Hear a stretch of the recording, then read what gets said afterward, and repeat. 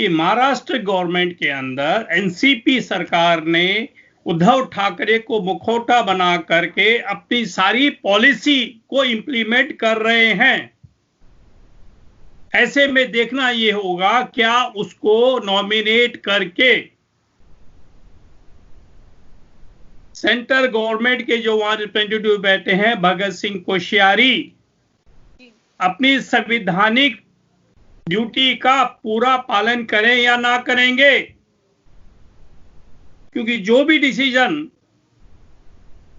Governor लेता है state के अंदर, governor is authority on behalf of the union of India, तो उसको देखना पड़ता है कि मैं जो भी फैसला लूं वो एक पब्लिक इंटरेस्ट के अंदर हो, and that should be in line with the policy of the federal government, that is union of India. So whatever decision the governor will take in this case, this will be not exactly what the cabinet proposal or report is sent to him, but it should be in the interest of the public of the Maharashtra as well as the policy of the Union of India. अगर महाराष्ट्र की cabinet कोई proposal बना के भेजती है, ठीक है, ordinarily the governor should act on the aid and advice of the state government. But when there is a discretion, the discretion does not say that he is bound to act as per the advice of the Maharashtra government. तो इस समय ये position Maharashtra की इतनी है, वहां there is no law and order. वहां तो इस समय डी फैक्टो दाऊद की गवर्नमेंट चल रही है,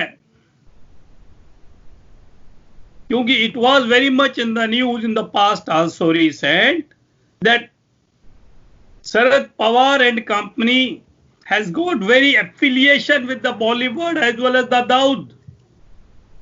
बॉलीवुड की पूरी फंडिंग जो है ना दाऊद के थ्रू होती है। आप किसी भी पिक्चर को उठा के देख लीजिएगा, वहां पे जो स्क्रिप्ट लिखे जाते हैं, जो स्क्रिप्ट अप्रूव्ड होते हैं for the finance, that is done on behalf of the Dawood because they are the financiers. पहले तो ये हो गया था कि जितने भी मुस्लिम एक्टर्स थे और एक्ट्रेसेस थी, उन्होंने सारे हिंदू के नाम रख करके उन्होंने फिल्म इंडस्ट्री को एंटर किया था और वहां पे बहुत शोहरत पाई थी। आप मधुमती को ले लीजिएगा, जॉनी वॉकर को ले लीजिए, दिलीप कपूर को ले लीजिए, मेरे पास 70-80 आदमियों की लिस्ट ऐसी है जो कि मुस्लिम होते हुए भी उन्होंने हिंदू नाम रखे और अपनी पूरी जो उन्होंने शोहरत पाई हिंदुओं के नाम से पाई है। और इस बॉलीवुड ने ये जानते हुए भी कि महाराष्ट्र की फंक्शनिंग जो है that is not even satisfactory, what to speak of whether it's a good or excellent or very good, it's only satisfactorily। और उनको ऐसे उन्होंने उठा रखा है जैसे कि he is more than a PM Narendra Modi.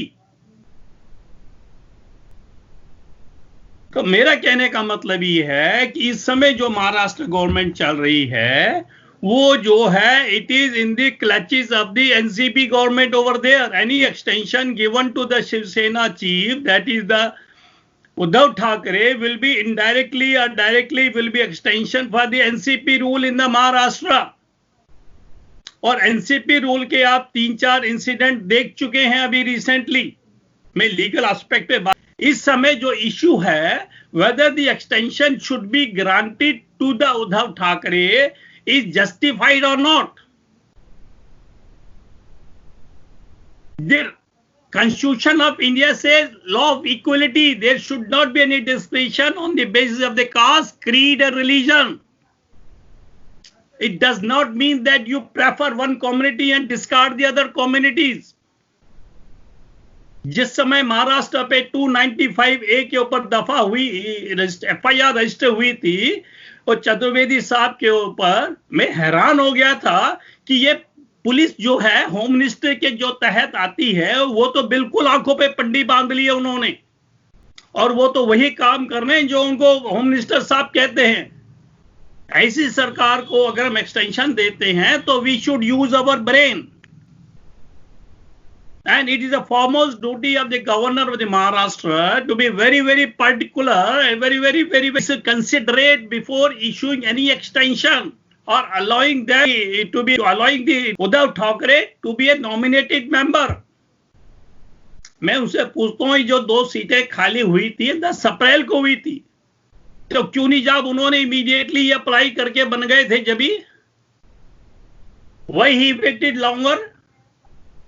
Why he was waiting for the last hour to come? Then we'll make a request to the governor of the Maharashtra to appoint him or to nominate him as a member from his quota. No doubt, the governor has got the discretionary power under Article 171 of the Constitution of India to nominate members to the Legislative Council there. Ordinarily, under Article 163, the governor is bound to act on the advice and the cabinet advice of the state government. But there are certain conditions where a discretion has been given specifically to the governor, where he can say, no, I don't agree with the state advice. I will take the decision on the basis of my own analysis. So this is a very fit case for the governor to take the decision as per the analysis of the situation prevailing in the state, not blindly relying upon the cabinet decisions and the recommendations made to him. और मैं दूसरी बात और बताता हूँ आपको कि हमारे जो सीएम साहब थे उद्धव ठाकरे जी, इन्होंने ओथ जो ली थी, that was taken on 28th of October 2019, which is going to expire on 27th of May 2020. उसमें क्लियर कट लिखा हुआ है, that is Article 164 and Clause 4, in Part 6 of the Constitution, a minister who for any period of 6 consecutive months is not a member of the legislation of the state shall at the expiration of that period cease to be the minister. तो जैसे ये उनको 6 महीने हो जाएंगे 27 तारीख के बाद, वो automatically will no more be a CM. Resign करने की कोई जरूरत ही नहीं है. रिजाइन तो वहां किया जाता है जहां सुमोटो हो. मैं तो ये कह रहा हूं अच्छा है उसको कि उससे पहले रिजाइन कर दे और सरेंडर कर दे. भैया ठीक है, in the circumstances when I can not save the Hindus or majority, when I care a fig, the word I'm using, when I care a fig for the majority of the population of this state, and I want to shield who Mr. Pradeep Deshbhakt, who is operating their Kastakari Sangathan, who has come forward to seek the bails for whom? For the accused in this Palghar incident. That was not incident, sorry, that was a heinous public lynching of 2 innocent. One was a senior citizen, aged about 70 years, publicly in the presence of the NCP member. And the situation was very adverse over there that time. The local Sarpanch of the BJP could withhold the public from doing any hurt to those saints for about 2 hours. And when the NCP member comes over there and the police comes over there, about 12 officers of the Maharashtra police, they allow the public to lynch those 2 sadhus. संविधान है, उसमें एक provision बनाया गया है 64, अभी मैंने बताया था आपको 164, जिसमें लिखा गया है कि एक मंत्री जो कि किसी भी हाउस का, there are 2 houses in a state, one is legislative assembly, other is legislative council, इन दोनों का मेंबर होना लाजमी है. अगर कोई माइनॉरिटी, मतलब जो without being a member of this either house become the CM or a minister, he should get elected within 6 months so as to continue. अगर he is not able to get himself elected from either house, then he ceases to be the minister or chief minister of that government. Second thing, ये जो है 171 जो constitution है उसके अंदर कुछ power दी गई है आपके गवर्नर को कि he can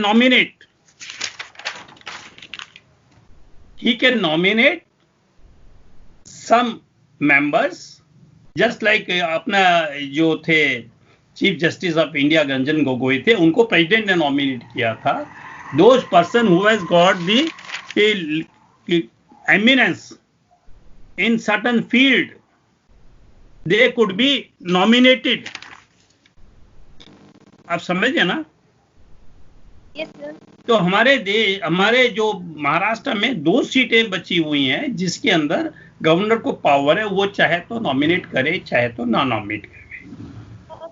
तो इस समय की पोजीशन ये है, अगर इनके महाराष्ट्र गवर्नमेंट की फंक्शनिंग ठीक होती, जस्टिफाइड होती, इन द पब्लिक इंटरेस्ट होती है, तो there was nothing wrong. The governor was duty bound to extend it or to bring the party out of this ordeal by nominating him as a member from either house. That's a necessary concept. But since the working of this government is not above board, the governor, according to me, should not give any relief to the present chief minister, and the chief minister जो at present हैं, they should cease to be the chief minister after 27th. And let the election be there, let there be some new formula to frame the government. It did not make the elections over there, but it will find out some new alternative arrangement in the state. Let the new government come and take over the charge. Article 171(5) के अंदर लिखा हुआ है, it empowers the governor to nominate the member. ठीक है ना? From persons having special knowledge, ठीक है ना, practical literature, science, art और cooperative movement of social services. अगर इसमें कोई एक्सपर्टाइज रखता है तो गवर्नर को पूरी पावर है, वो 2 आदमी जो उसके कोटे की अभी पेंडिंग सीटें हैं उसमें वो नॉमिनेट कर सकता है. ठीक है ना? सर मेरा क्वेश्चन ये है कि 151A है जिसमें ये कहा गया है कि राज्यपाल का कार्यकाल अगर 1 साल से कम का है तो वो जो उनके पास कोटे की सीट है उससे किसी को मनोनीत नहीं कर सकते हैं. Sir 151A that is also there. That point is also there. So whatever the governor will decide, the government will take in 2 things into consideration: whether he is able to exercise the power under 171(5) in view of 151A. ठीक है ना? There are 2 things. First is whether he is able to exercise his power to nominate. Second thing, whether he should nominate. ठीक है? There are 2 aspects now. First is you can say capability, or you can say is the jurisdiction. Whether he has got the jurisdiction to nominate. Second thing, if he has got the jurisdiction, should he nominate or not? मेरे हिसाब से इन circumstances neither he has got the jurisdiction to nominate nor he should nominate the Uddhav Thackeray from the as a quota, governor quota. नमस्कार, मैं हूं आंचल सिंह और आप देख रहे हैं प्यारा हिंदुस्तान. आज हमारे साथ हैं एसडी विंदले, सीनियर एडवोकेट हैं और उनसे हम बात करेंगे कि जो महाराष्ट्र में संवैधानिक संकट आया है आखिर क्यों आया है और 6 महीने के अंदर ही विधान परिषद या विधानसभा का सदस्य न होने के बाद अब उद्धव ठाकरे को इस्तीफा देना पड़ेगा. सर आपका बहुत बहुत स्वागत है हमारे चैनल. जो महाराष्ट्र की राजनीति अभी चल रही है और जिस तरीके से उद्धव ठाकरे को ये ज्ञात हो गया है कि अब उनको इस्तीफा देना ही पड़ेगा, क्योंकि इससे पहले उन्होंने जो चुनाव हुए उसमें ना तो उन्होंने चुनाव लड़ा और उसके बाद भी उनके पास अब कोई रास्ता बचा नहीं और ना ही अब राज्यपाल बचा सकते हैं.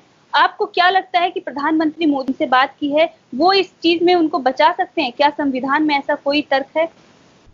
देखिए, एक कहावत है कि कभी ऊंट भी पहाड़ के नीचे आ जाता है. ठीक है ना? और महाराष्ट्र गवर्नमेंट जो है ना is not actually what it appears to be.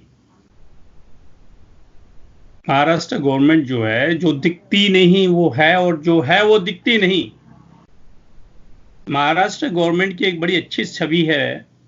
उन्होंने शिवसेना को तो हेड बना दिया ताकि internationally and nationally everybody should know कि it's a Hindu government over there. और उनके जो होम मिनिस्टर हैं mister Anil Deshmukh ji, he belongs to the NCP, और वहां डी फैक्टो जो सीएम हैं वो एनसीपी की गवर्नमेंट है। वहां पर उद्धव ठाकरे की एक भी बात नहीं मानी जा रही है, ना उसकी एक चल रही है। बाद में आऊंगा, अभी मैं एक जनरल पब्लिक की बात बता रहा हूं आपको, how he has connived with absconders, with accused persons, जिनके ऊपर आपका मनी लॉन्ड्रिंग के केसेस थे, जो ईडी के अंदर मुजरिम बने हुए थे। किस तरह उनको उन्होंने शील्ड करके बिना ईडी को बताए हुए छुपा करके अपना महाबलीपुरम उनके रेस्ट हाउस में भेज दिया ताकि वहां फैमिली एंजॉय कर सके। कैसे उन्होंने विनय दुबे को परमिशन दे दी है, जो कि उनके एनसीपी के मेंबर के रूप में कई बार इलेक्शन लड़ चुके हैं, कि आप हजारों आदमी को इकट्ठा करके बांद्रा मेट्रो पे आ जाइएगा। और फिर उसके बाद उन्हें शर्म आनी चाहिए जब दो हमारे हिंदू महात्मा संत जो थे वो बेचारे अपने गुरु की अंत्येष्टि में जा रहे थे, पूरे डॉक्यूमेंट उनके पास थे, उनकी गाड़ी थी इको स्पोर्ट्स जो फोर्ड वालों की है, उसके अंदर सफिशिएंट स्पेस था, और वो डिस्टेंस जो सोशल डिस्टेंस को मेंटेन करके जाते, उस बड़ी गाड़ी के अंदर सिर्फ 2 सवारी थी, एक ड्राइवर था। अगर वो परमिशन दे देती तो ये बताइए कौन सा महाराष्ट्र गवर्नमेंट के ऊपर प्रॉब्लम आ जाती। But see the intention behind it, they never work for the benefit of the Hindus in that state. और उनको ये मालूम था अगर वो नेशनल हाईवे से नहीं जाएंगे तो वो इंटीरियर से होके जाना पड़ेगा, क्योंकि उन्होंने जाना जरूरी है, इनके गुरु हैं। इंसान सन्यासी जब बनता है तो अपने घर बार को छोड़ देता है, अपने माँ बाप को छोड़ देता है, अपनी पूरी फैमिली को छोड़ देता है, अपना नाम तक वो पूरा त्याग देता है। जैसे योगी जी है, उनका नाम जो बिस्त था वो छोड़ करके उन्होंने आदित्यानंद वो रख दिया अपना नाम। तो इसी तरह उनके सब कुछ जो भी होते हैं वो उनके गुरु होते हैं। वही उनके माँ है, वही उनके बाप है, वही उनके गुरु है, वही उनके पिता, सब समान एक ही होता है। ऋषि कपूर की अभी जो डेथ हुई है आज, उसके अंदर देख लीजिएगा आप। और मैं अभी आपको बतला दूं, इरफान खान जिनकी डेथ हुई है कल परसों कैंसर से, उसको ट्वीट करने के लिए हमारे मोदी जी आगे आ गए हैं। और जो संत हमारे मरे हैं 16 अप्रैल को, उनकी ट्वीटिंग आज तक हमारे मोदी जी ने नहीं की है। मैंने कई बार ये कहा कि पहले मैं हिंदू हूं, उसके बाद में बीजेपी हूं, या उसके बाद में आरएसएस हूं, उसके बाद में राष्ट्रवादी हूं। मैं जब एक मुसलमान एक कह सकता है रहमान साहब कि पहले मैं मुस्लिम हूं, जब हमारे सलमान खुर्शीद साहब कहते हैं पहले मैं मुस्लिम हूं, उसके बाद में फॉरेन मिनिस्टर हूं। रहमान साहब कहते हैं कि पहले मैं मुस्लिम हूं, उसके बाद में माइनॉरिटी कमीशन का हूं। और अब देख लीजिए आप, रिसेंटली मैं आपको बता दूं, एक बड़ा अच्छा एग्जाम्पल मेरे पास है जफरुल इस्लाम खान का, जो कि बहुत ही कट्टर मुसलमान हैं। सारे लोग जानते हैं, सारा world internationally knows him that he is the very very कट्टर बिगॉट्स। जो हमें कहता है वो बाइगॉट्स, मैं कहता हूं रियल बाइगॉट तो खुद है। जाकिर नाइक का बिल्कुल फेवरेट है, उसको पूजा करता है। ऐसे आदमी को केजरीवाल ने बनाया है माइनॉरिटी कमीशन का चेयरमैन, और कहता है कि मैं तो हनुमान भक्त हूं, मैं तो मंदिरों में जाता हूं, हिंदूवादी हूं मैं।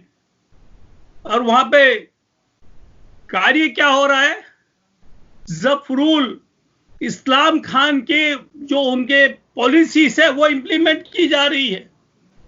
अभी कुछ दिन पहले तबलीग के ऊपर उन्होंने कितना अच्छा स्टेटमेंट दिया था, the word Tabligh should not be used in the FIRs, और उसकी बात मानते हुए उन्होंने, केजरीवाल ने तबलीग को हटा के वन सोर्स कर दिया था। अभी वो ये धमकी दे रहा है देश को, बल्कि पूरे हिंदू जाति को और देश को, कि अगर वो शिकायत करे कि हमें यहां पर इंटॉलरेंट हो रही है, मुसलमान को सताया जा रहा है, अरब कंट्रीज को, अरब कंट्री जो है ना इस देश के अंदर एवलांच चला देंगे। एवलांचे का मतलब आप समझते होंगे, जब एक पहाड़ ऊपर से नीचे गिरता है तो फर फर फर करके उसके इतने बारीक बारीक टुकड़े हो जाते हैं, उसका नामो निशान मिट जाता है। कहने का मतलब उसने एक ऐसे बंदे को बना दिया माइनॉरिटी कमीशन का, जो ये कहता है कि साहब अगर मैं शिकायत कर दूंगा अरब वालों से तो अरब वाले आकर के देश को इतना सर्वनाश कर देंगे कि वो एक अवलांची बन करके बिल्कुल भर जाएगा इस देश से, हिंदुत्व खत्म हो जाएगा। कहने का मतलब है ये क्या वही औरंगजेब वाली मेंटेलिटी इनकी है? तो एक हिंदू होने के नाते मैं ये क्यों नहीं कह सकता कि मैं पहले हिंदू हूं, उसके बाद में पॉलिटिकल अलायंस मेरी कोई हो सकती है, उसके बाद में मेरी लीग हो सकती है। आप इस्लाम धर्म को देख लीजिएगा, इस्लाम धर्म में यह कहा जाता है there is no boundary, national boundary, we do not recognise any parliament, we do not recognise any supreme court of India. उनके लिए पूरा वर्ल्ड जो है ना एक टेरिटरी है। अगर एक मुस्लिम फ्रांस में रहता है, एक मुस्लिम रशिया में रहता है, या अरब कंट्रीज में रहता है, या हिंदुस्तान में रहता है, उसके लिए सारे बराबर हैं और सभी पर उनका फतवा चलता है। तो आप चीजों की गहराई में जाइएगा। जो मैं कहना चाहता हूं कि पर्दे के सामने कुछ होता है, पर्दे के पीछे कुछ होता है। साहब ये उनकी जो नेशनल एडवाइजरी काउंसिल थी उसके मेंबर्स थे। अब मैं आपको बतला दूं सोनिया गांधी का चुप रहने का कारण क्या था। इस पूरे मसले पर सोनिया गांधी इसलिए चुप रही क्योंकि उसका राइट हैंड जो था, जो कि फैब्रिकेट हिंदू का नाम रख करके और अपने आगे देशभक्त लगा रहा था। मुझे बता दे प्रदीप भक्त, देशभक्त ने आज तक एक भी देश हित में काम किया हो, except converting the Dalits, the Adivasis, the poor cities of this country by offering them incitements, उनको फैलाकर फुसलाकर गिफ्ट दे देकर उन्होंने उनको के अलावा इन्होंने देश में कोई कार्य नहीं किया है। ऐसे आदमी को बचा रही है महाराष्ट्र गवर्नमेंट। मैं तो कहता हूं इससे बढ़िया तो कोई केस ही नहीं है जो कि सीबीआई को रेफर करना पड़े। अगर उद्धव ठाकरे में थोड़ी सी भी हिमाकत रह गई है, थोड़ी सी भी उसके मॉरलिटी रह गई है, तो he should straight away refer this case to CBI, then request the prime minister Narendra Modi for advising for directing the governor to nominate him a member of the MLC before the expiry of 6 months. Otherwise, he will cease to be a minister. अब देखिए साफ जाहिर है जनाब, इतनी adverse situation के अंदर जहां उसकी कुर्सी बिल्कुल रिस्क पे आ गई है, तब भी वो एनसीपी के आगे हाथ जोड़े खड़ा है। NCP is ruling the de facto ruler of this Maharashtra state. What is agitation? Why this case has not been referred to CBI till date? जबकि इनको पता है कि it is a question of not a mistaken incident, और झूठी अफवाह फैला दी उन्होंने। चोर थे इसलिए उन्होंने मिस गलतफहमी में उनको मार दिया। अरे जब वो सरपंच खड़ी रही वहां पे 2 घंटे तक उन्होंने बता दिया, पूरी बाकायदा इंटरव्यू हो गया, उनको समझा दिया गया भाई इनके गुरु की डेथ हो गई है, अंत्येष्टि पे जा रहे हैं, इनका कोई लेना देना नहीं है किसी चीज से, ये आपके यहाँ रुकेंगे भी नहीं, ना ये लिफ्टिंग के अंदर है, चिल्ड्रन लिफ्टिंग में, ना ये ऑर्गन सेलर्स हैं बॉडी के। उसके बावजूद भी उनको उन्होंने मारा, लिंचिंग करी है। This shows the condition of the law and order. मैं आपको ये बताना चाहता हूं, the condition of the law and order in the Maharashtra has become to the top bottom side, बिल्कुल धरातल पे आ चुके। There is no law and order. जिस स्टेट के अंदर लॉ एंड ऑर्डर की सिचुएशन ऐसी हो जाए, उसको अगर आप रिवाइव करो, जैसे एक आदमी है who is on the verge of death, कितनी देर उसको पंप करोगे? It is better to leave this government to die its own death instead of giving any extension or giving any support to such a government जो हमारे देश हित को छोड़ करके एंटी नेशनल एक्टिविटी में ज्यादा इंडल्ज करे। आप देख लीजिएगा, ये कहते हैं कि साहब मेरी सरकार है, वाई डू से उधर सागे कहते हैं मेरी, उसको क्लियर कट सामने आना चाहिए जनाब, ये हमारे एनसीपी और कांग्रेस सरकार है, अगर आपने एक्सटेंशन देनी दे दो, अगर आपने नॉमिनेट करना करो, नहीं करना मत करिएगा। ये इससे लगता है कि उसके वाकई में he is saying the right thing, पर उनको बैकग्राउंड में रख करके ये कैसा मेरी हिंदू सरकार है, आप इसको एक्सटेंशन बेसिकली रॉन्ग, फ्रॉड है पब्लिक के साथ। उद्धव ठाकरे ने खुद कहा था कि इसको सांप्रदायिक मत बनाइएगा, जो बनाएगा उसके खिलाफ एक्शन लेंगे। उसके बावजूद हमारे होम मिनिस्टर साहब जो हैं महाराष्ट्र के, कहते हैं इसमें एक भी मुसलमान नहीं था। अरे किसने पूछा तुमसे इसमें मुसलमान नहीं था? ये देश को बिल्कुल हिंदू विहीन करने की पॉलिसी है जो इस समय महाराष्ट्र गवर्नमेंट में चल रही है। आप वैल्यू के पास सुन रहे, मैं बतलाता हूं, अगर मैं ये कहूं 100 बार कि mister x is a thief, mister x is a thief, mister x is a thief, उसको इतना ज्यादा प्रोपेगेट कर दूं तो what shall be the mentality of that public? क्या पब्लिक मिस्टर एक्स को थीफ नहीं समझेगी? जो pseudo secular left sided Marxist का जो मीडिया है टोटल, उनकी पूरी पूरी फ्लीट है, they are on the paid list of the Congress and left parties. ऊपर से इंस्ट्रक्शंस आती हैं कि साहब ये करना है, और 10 मिनट के अंदर लाखों ट्वीट्स हो जाती हैं। जब लोग पढ़ेंगे उन ट्वीट्स को, उनके माइंड पर क्या असर पड़ेगा? और एक ट्वीट जो ऑफिशियली आती है उसको कितने लोग पढ़ेंगे? मुश्किल से 10 आदमी, और वो लाख आदमी पढ़ रहे हैं। तो what shall be the mentality of the public that time? और यही इस केस में हो रहा है।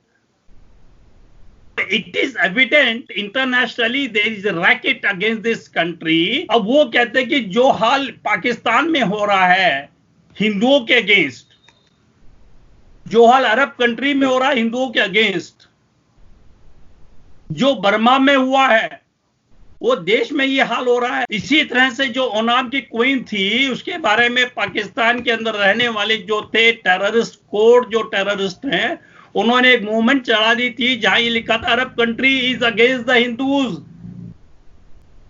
और वहां पे हिंदुओं को वो बिल को हटा देंगे। और जब ओमाना ने, जो क्वीन थी, उन्होंने ऑफिशियली ट्वीट किया, नो हमने ऐसी कोई बात नहीं कही, हमारे रिलेशन देश से, हिंदुस्तान से बहुत अच्छे हैं।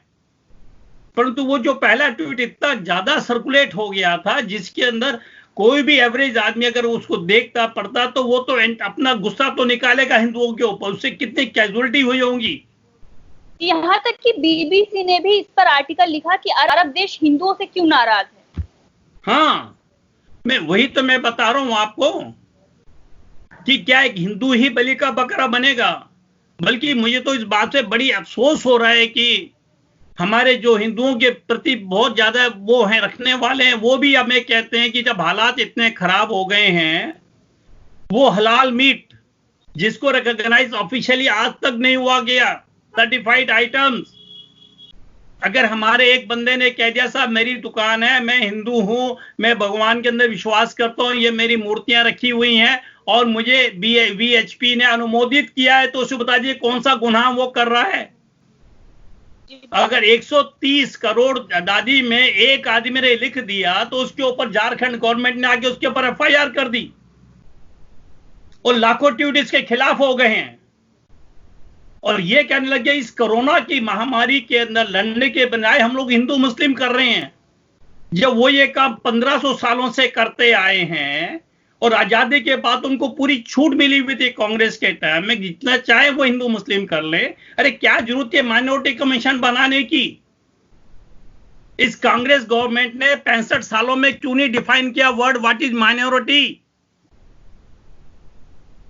आज कश्मीर में 98% मुसलमान हैं, फिर भी माइनॉरिटी में क्यों आ रहे हैं?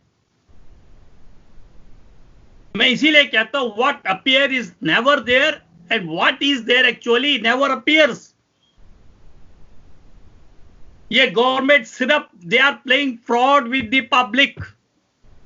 It's a Congress government, it's a CPM government, it's a Sapa government, it's a Maharashtra Aghadi जो है वो गवर्नमेंट क्यों ना हो, सब पब्लिक को बेवकूफ बना रहे हैं और अपनी अपनी अच्छी अच्छी पोस्टें बैठ करके मंत्री बन करके राजा महाराजा वाले शाही ठाट से जी रहे हैं और पब्लिक को अच्छी तरह से चूस कर उनका बुरा हाल कर रहे हैं। These are not the public welfare governments. ये जो government, these are anti public governments. और इसका जो मेन रीजन है that is the people's republic act 1951, जिसके अंदर अभी तक कोई ऐसा प्रोविजन नहीं है कि कोई क्रिमिनल लड़का जो है या बंदा जो है citizen of country who is a criminal person against whom some action is pending should not contest the election. और सबसे बड़ा फ्रॉड उसके अंदर है कि एक बेचारा अनपढ़ गंवार है जिसको अपने वोट की पावर का नहीं पता, वोट की वैल्यू का नहीं मालूम, और एक तरफ आईएएस है या बहुत बड़ा प्रोफेसर पीएचडी डॉक्टर है या बहुत एमपी है, मिनिस्टर है, प्रेसिडेंट ऑफ इंडिया है, उन दोनों को ऐसे इक्वल फुटिंग ला के रख दिया है। सेकेंड ऑप्शन क्यों नहीं दी जाती है? Why they want that I should select only one party? मुझे बताइए, मैंने वोट करनी है, ठीक है, there are two parties, one is better, other is good, तो I should be given the freedom to say that this is better, this is good. दोनों में इसकी किसी एक को चुन लिया जाए। ऐसी ऑप्शन क्यों नहीं मिलती सिटीजन ऑफ इंडिया को? बता दीजिए, क्या ये फ्रीडम ऑफ एक्सप्रेशन नहीं है? क्यों कहती है कि गवर्नमेंट की I have got the right to choose my candidate and the candidate has been chosen by me? No, it has not been chosen by me. ये हमारे ऊपर एक मजबूरी थी जो कि हमारे एजुकेशन, हमारे जो लीगल सिस्टम के अंदर है, वहां कोई ऑप्शन नहीं था सेकंड पार्टी को चूज करने के लिए, इसलिए मजबूरी हमें एक पार्टी को चूज करना पड़ा है। अंधों में कारण आ जा बस। जब ये लोग कहते हैं you have chosen the best candidate, no, we have never chosen the best candidate, but we have chosen whatever we could have option at that particular time, because there was no option left for us otherwise. तो sir, the defect lies in our constitution of India, defect lies with our People Representative Act 1951. अब संविधान में देख लीजिए, secular संविधान कहते हैं। अगर सेकुलर संविधान है तो why reservation, why special provision for minority when the minority has not been defined? It's left upon the state. Why it is left upon the state? Why it has been given the state subject कि state can decide whether this particular community is a minority or not? And state government is blind. Even after reaching the 98%, the state government will say, no, it's not a minority. अरे जितना fund Hindustan का J&K में गया था आज तक minority commission को, वो किसका यूटिलाइज कहां हुआ है? 1990 में जब उन्होंने बनाकर भेजा था, यहां से होम मिनिस्टर को बनाया था मुफ्ती मोहम्मद को, क्या किया था उसने? होम मिनिस्टर बनते ही वहां से 4.5 लाख हिंदुओं को निकाल के फेंक दिया था और नकली कंधार कार्ड किया था, और कितने टेररिस्ट को जेलों से निकलवा कर छुड़वा दिया था। सब whenever responsibility given to these persons, they behave like this. मैं नहीं कह रहा हूं, it's not my opinion. It is the facts on the record of this country. Iqbal साहब को बोलते हैं, साहब ये उन्होंने हमारे देश के तराना लिखा था बहुत बढ़िया, क्या उन्होंने पाकिस्तान के नहीं लिखा था क्या? उन्होंने बल्कि जो तराना हमारे देश उससे लाख गुना बढ़िया तराना उन्होंने पाकिस्तान के लिखा था। ये भी तो पब्लिक को पता लगना चाहिए ना। हमारे जफरुल साहब तो बड़ी तारीफ करते हैं उनकी। मैं तो इन चीजों को देख देख के हैरान हो रहा हूं कि असलियत क्यों छुपाई जाती है पब्लिक से। ये आरटीआई जो एक्ट लेके आए हैं, it should have been brought long before at the time of independence, immediately thereafter. जो 2005 में लाया गया RTI act, it should have been brought in 1951. And I would ask you, what was the necessity of the Hindu Code Bill? Why the Hindu Marriage Bill was passed in 1954 and given absolute free right to the Muslims to marry 4 women at a time and up to 7 women? Why that right was given to them? Why that was not taken into account? Why the Uniform Civil Code was not implemented at that particular time when most of the Muslims were in favor of the Uniform Civil Code? What was the intention behind it of the Congress? साहब, इनके कांग्रेस की अगर आप सोनिया गांधी के ले लीजिएगा, जिस समय ये अगस्ता कांड हुआ था हेलीकॉप्टर का, उसमें देख लीजिए पूरी इन्वॉल्वमेंट इनकी है। पब्लिक में आया था न्यूज़पेपर के अंदर, Rajiv Gandhi was on the payroll of the KGB.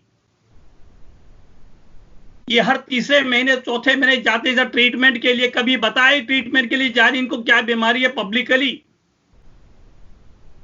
अरे सुषमा स्वराज ने पब्लिकली बताया मुझको बीमारी है, जेटली ने पब्लिकली बताया हमें बीमारी है, वो हमारे यहाँ के हॉस्पिटल्स में ट्रीटमेंट ले रहे थे। व्हाई दी सोनिया गांधी या Rajiv Gandhi is going frequently out of the country for treatment purposes, that too alone without taking their bodyguards with them? हाँ, it's a big question mark on their integrity sir. आप एक दिन में आपको इतनी चीजें गिना दूंगा इनके बारे में, आप हैरान हो जाओगे। सोनिया गांधी कहती थी I am a graduate from Cambridge university, उन्होंने लिख के दिया था एफिडेविट के अंदर, जब वो क्वेश्चन हुआ पार्लियामेंट के अंदर, कहती no no it's a printing mistake. I do not know, जब वो प्रिंटर कंपोज कर रहा होगा या टाइप कर रहा होगा, उसके दिमाग में कहां से आ गया कि साहब she is a graduate from the Cambridge University, how he has made such a big blunder to type that thing unknowingly. अरे किसी ने तो उसको बोला होगा ये चीज लिखी है आप, then how it can be a printing mistake. ऐसी ऐसी चीजें बोली जाती हैं, आप हैरान हो जाओगे। क्यों नहीं सोनिया गांधी कहती प्रदीप देशभक्त कौन है? क्यों नहीं उद्धव ठाकरे बताते हैं कि प्रदीप देशभक्त कौन है? पब्लिक को पता होना चाहिए उसकी आइडेंटिटी क्या है, उसका असली नाम क्या है, क्रिश्चियन नाम क्यों नहीं सामने आ जाता है? ये वही लोग हैं जिन्होंने ये आदिवासी एक्ट बनवाया था,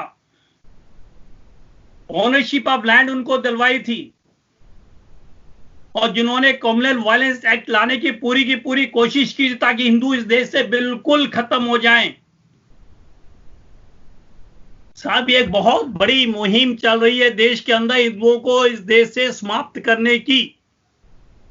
जब वो अपने धर्म को बढ़ा सकते हैं तो क्या हम अपने देश अपने धर्म को प्रोटेक्ट नहीं कर सकते? Where is the rule of law? I fail to understand. हमारे संविधान में कहा गया है, हमारे सुप्रीम कोर्ट ने कहा है, the law should be implemented uniformly. तो you have got different IPC for the minority and different IPC for the majority. And what was the reason for giving the Jains and Sikhs as minority status?